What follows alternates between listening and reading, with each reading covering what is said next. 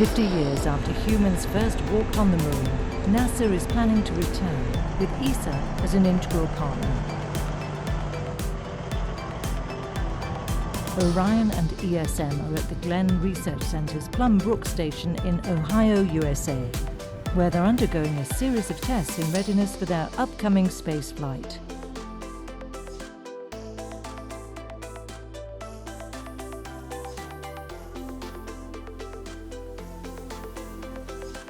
The tests in Plum Brook Station will take 2 months, after which the lunar spacecraft will be transported back to Kennedy Space Center to meet its launcher, the newly developed Space Launch System, or SLS. The first uncrewed mission, Artemis 1, will launch the spacecraft into an elliptical orbit around the Moon.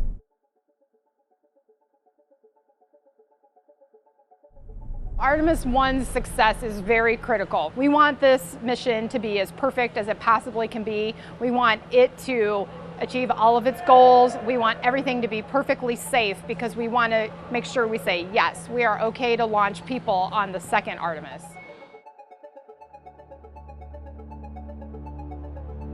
Named after the Greek god Apollo's twin sister, the Artemis program incorporates a series of progressively complex flights for Orion and ESM.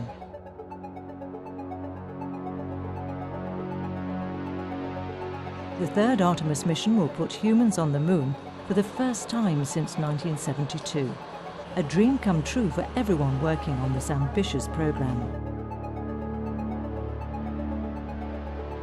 It's been a very long design phase and a lot of development, build-up of hardware, integration, assembly, testing. So it's a very challenging program, of course, but it is a big achievement, I believe.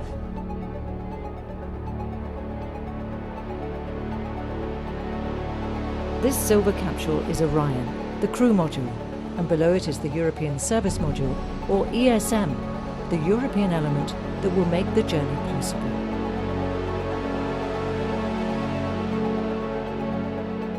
After the tests at Plum Brook have been completed, Artemis 1 will be qualified for flight and ready to begin the bold space program that will see astronauts revisit our Moon.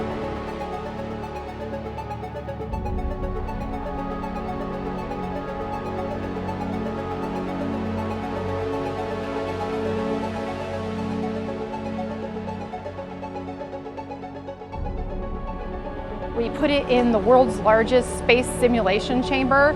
We pump all the air out of it, and then we give it the cold background of space, and we hit it with hot in certain areas to simulate being on orbit, no air, in the sun, very, very hot, in the shade, very, very cold.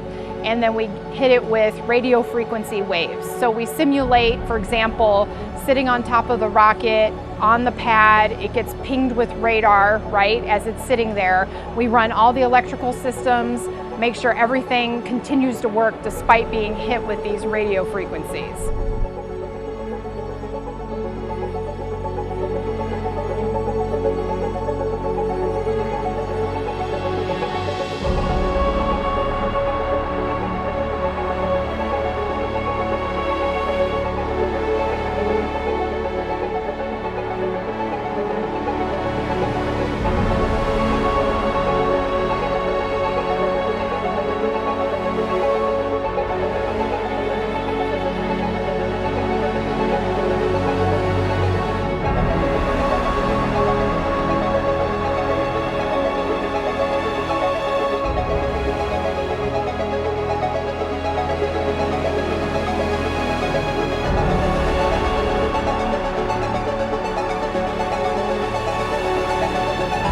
And here we go.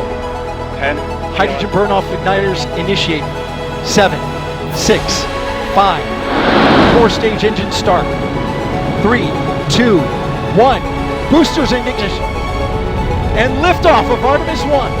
We rise together back to the Moon and beyond.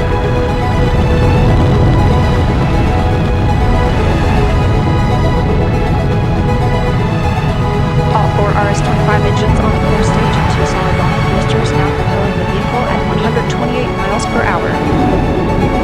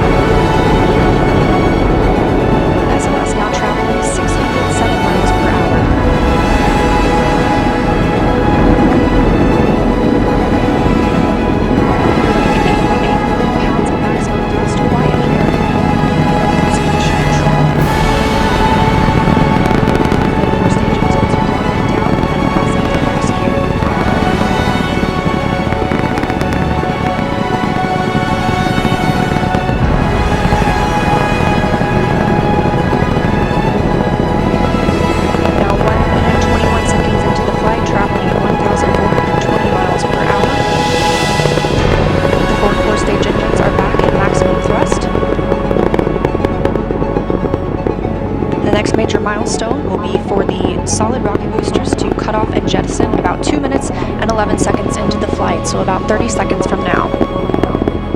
Again, quiet here in Mission Control Houston as teams continue monitoring the flight of Artemis 1. Standing by for solid rocket booster jettison and shortly thereafter.